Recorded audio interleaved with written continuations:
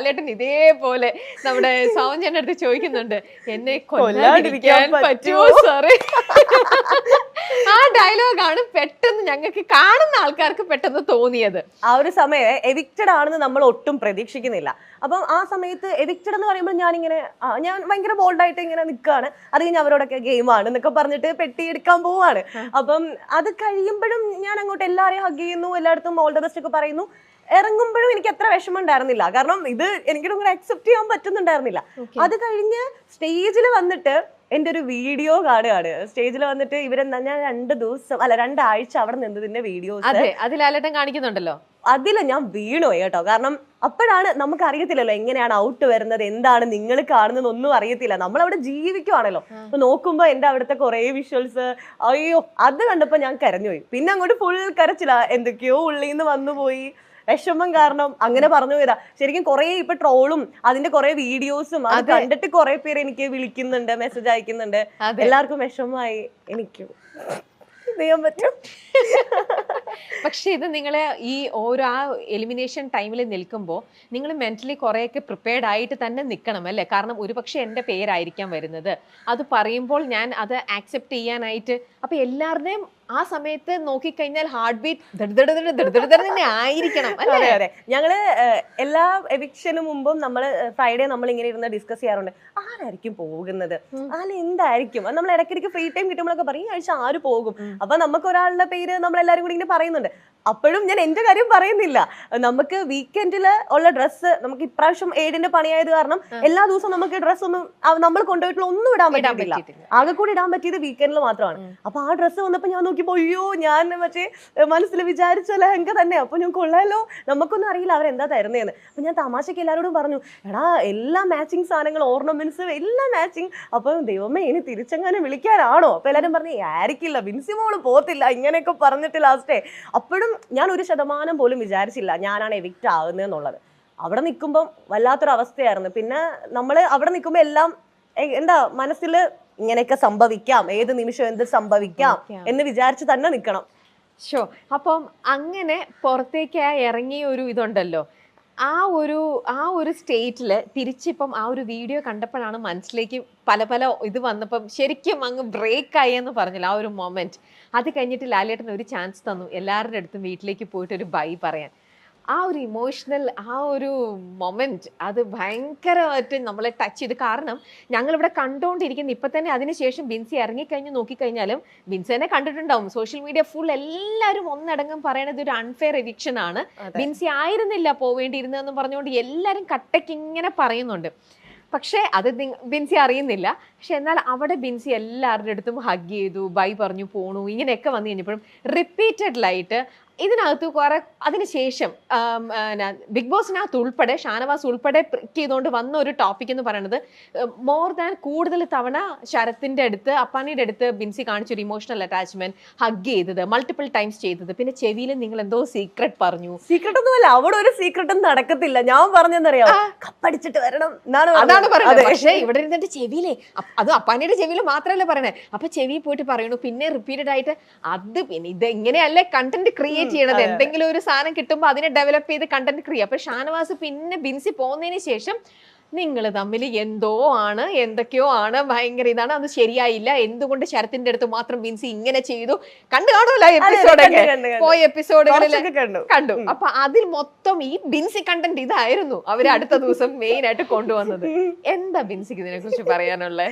ഷാനവാസ് കണ്ടന്റിന് വേണ്ടി അങ്ങനെ പറഞ്ഞു. ഇപ്പൊ എനിക്ക് എന്നാ ചെയ്യാൻ പറ്റും? ഞാൻ ഉള്ള സമയത്തായിരുന്നു പറഞ്ഞതെങ്കിൽ എനിക്ക് മറുപടി കൊടുക്കായിരുന്നു. ഉള്ള സമയത്ത് പറയത്തക്ക വിധത്തിൽ ആ വീട്ടിൽ ഒന്നും സംഭവിച്ചിട്ടില്ല. അപ്പം ഇറങ്ങി കഴിഞ്ഞപ്പോ ഷാനവാസും അനുമോൾ എന്തോ ഇടക്ക് പറഞ്ഞു ഇതുപോലെ. അപ്പം അവർക്ക് കണ്ടന്റ് ദാരിദ്ര്യം വന്ന കാരണം എന്തെങ്കിലും വേണല്ലോ എന്ന് വിചാരിച്ച് പറഞ്ഞായിരിക്കും.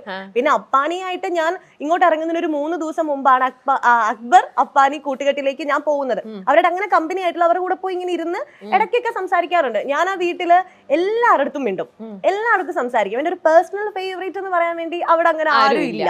അതുപോലെ തന്നെ ഞാൻ അവിടെ തന്നെ പറഞ്ഞിട്ടുണ്ട്, അവിടെ ആർക്കും അങ്ങനെ എന്നോട് ദേഷ്യമോ അല്ലെ എനിക്ക് അങ്ങനെ ദേഷ്യം വെക്കേണ്ട ഒരു സാഹചര്യം അങ്ങനെ ഉണ്ടായിട്ടില്ല. ന്യൂട്രൽ ആയിട്ട് തന്നെയാണ് എല്ലായിടത്തും നിൽക്കുന്നത്.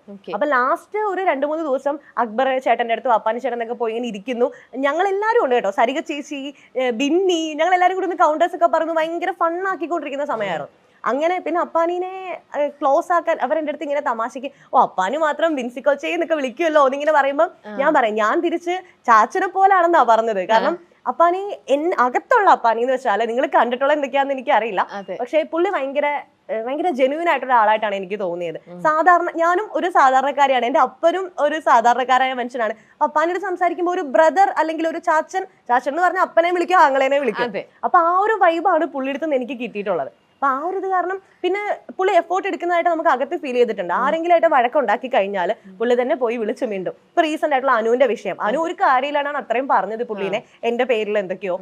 അപ്പൊ എന്താ ശരത്തേട്ടൻ കാരണം ഒരാൾ പുറത്തു പോയി, വീടിന് പുറത്ത് ഒരു പെൺകുട്ടി പോയി എന്ന് പറഞ്ഞൊരു സ്റ്റേറ്റ്മെന്റ്. അത് കഴിഞ്ഞ് പിന്നെ കാണുന്നത് ഇവർ തമ്മിൽ കൂട്ടാവുന്നതും മിണ്ടുന്നതൊക്കെയാ. അപ്പൊ അപ്പാനി അങ്ങനെയാണ് എല്ലാവരുടെ അടുത്തും.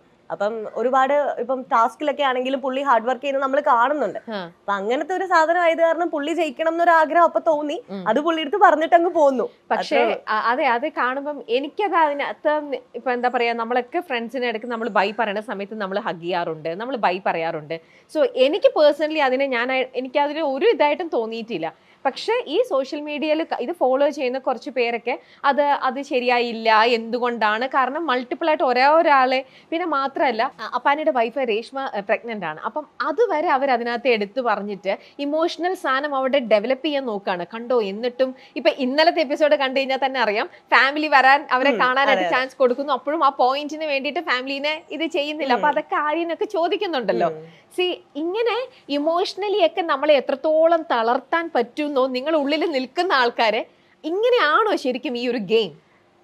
അത് നല്ലൊരു ക്വസ്റ്റ്യൻ ആട്ടോ, എനിക്ക് ഇഷ്ടപ്പെട്ടു. കാരണം ഇവര് കണ്ടന്റ് എന്നുള്ളതിലുപരി ഇതൊരു മൈൻഡ് ഗെയിം ആണല്ലോ. അപ്പൊ ഓപ്പോസിറ്റ് നിൽക്കുന്ന ആളെ തളർത്തിക്കൊണ്ട് നമുക്ക് ജയിക്കാവുന്ന ഒരു സ്ട്രാറ്റജി യൂസ് ചെയ്യുന്ന ഒരുപാട് പേര് അവിടെ ഉണ്ട്. എക്സ്ട്രീം ലെവലിൽ നമുക്ക് തളർത്താം, അതിനുള്ള ലൈസൻസ് കൊടുക്കുകയാണ് അങ്ങോട്ടും ഇങ്ങോട്ടും.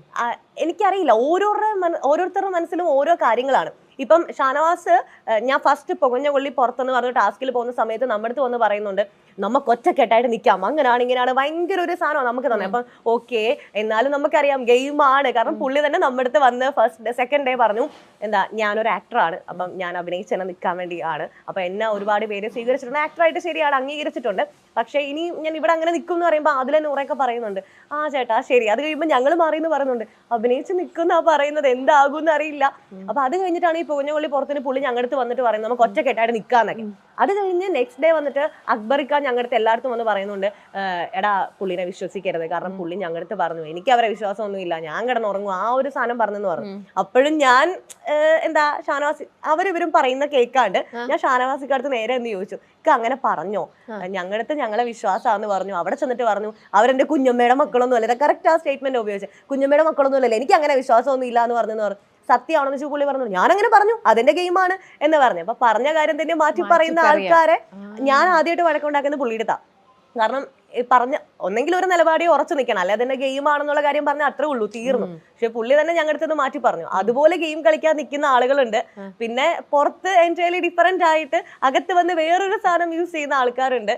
അപ്പം ഓരോരുത്തരുടെ മനസ്സിലാണ് അവരുടെ ഗെയിം ഇരിക്കുന്നത്. അത് എത്രത്തോളം രൂക്ഷമാകാവോ അല്ലെ എത്രത്തോളം സോഫ്റ്റ് ആകാവോ. ഞാനൊക്കെ ആരെയും ഉപദ്രവിക്കണ്ട, മറ്റുള്ളവർക്ക് ഒരു ദോഷം വരണ്ട, ആവശ്യമുള്ള കാര്യങ്ങൾക്ക് മാത്രം പ്രതികരിക്കാന്ന് വിചാരിച്ച് ഗെയിം കളിക്കാൻ പോയ ഒരാളാണ് ഞാൻ. അതുകൊണ്ടായിരിക്കും ഇപ്പൊ ഇവിടെ വന്നിരിക്കേണ്ടി വന്നത്. പക്ഷേ ഇപ്പൊ തന്നെ പറഞ്ഞു അവിടെ ചെന്ന് കഴിഞ്ഞപ്പോ ബിൻസി ആദ്യമായിട്ട് ഒരു ഡിഫറൻസ് ഓഫ് ഒപ്പീനിയൻ വരുന്നത് ഷാനവാസായിട്ടാണ്. പക്ഷെ നിങ്ങളൊക്കെ ഒരേ മാക്സിമം ഫ്രണ്ട്ലി ആയിട്ടും ഒരേ ഗ്രൂപ്പിന്റെ ഭാഗമായിട്ട് നിൽക്കുമ്പോൾ ബിൻസിയുടെ പുറത്തേക്ക് വന്നു കഴിഞ്ഞപ്പോൾ ആ ഒരു കണ്ടന്റ് അത് എഗെയിൻ ആ ഒരു മൊമെന്റ് കണ്ടന്റ് ആക്കിയതും ഷാനവാസ് തന്നെയാണ് അല്ലേ?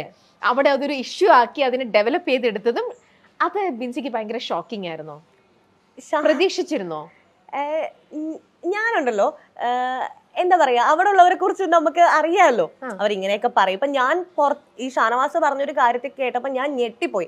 കാരണം ഞങ്ങൾ ഹൗസിനുള്ളിൽ വെച്ച് ഏറ്റവും കൂടുതൽ സംസാരിക്കുന്ന ശരത്തേട്ടൻ രേഷ്മ ചേച്ചിയുടെ കാര്യമാണ്. ഇപ്പൊ പുള്ളി അവിടെ നിന്നിട്ട് പറഞ്ഞു എന്റെ വൈഫ് പ്രഗ്നന്റ് ആണ്, അവളാണ് എന്നെ ഇങ്ങോട്ട് വിട്ടത്. പിന്നെ ഫ്രണ്ട്സിന്റെ കാര്യം പറയും, അവരാണ് അത്രയും മോട്ടിവേഷൻ തന്നു വിട്ടെന്നാ പറയുന്നത്. അപ്പൊ നമ്മള് ഇതുവരെ അങ്ങനെ എനിക്ക് തോന്നുന്നു 1-2 തവണ മാത്രമേ ഞാനും പുള്ളിയും മാത്രമായിട്ടിരുന്നൊക്കെ സംസാരിച്ചിട്ടുള്ളൂ. ആ സംസാരത്തിൽ പുള്ളി രേഷ്മിച്ചിയുടെ കാര്യം തന്നെ പറഞ്ഞിരിക്കുന്നത്. അത് ആ വീട്ടിലുള്ള എല്ലാവർക്കും അറിയാം. ഇപ്പൊ എന്തെങ്കിലും ഒരു മോശമായിട്ട് ഇപ്പൊ ഷാനവാസ് പറഞ്ഞ എന്തെങ്കിലും ഒരു കാര്യം ഉണ്ടായിരുന്നെങ്കിൽ ഉറപ്പായിട്ടും കണ്ടന്റ് ആക്കാൻ വേണ്ടി 4 പാടെ എല്ലാരും കൂടെ അത് കുത്തിപ്പൊക്കി വന്ന് വിഷയമാക്കിയാണ്.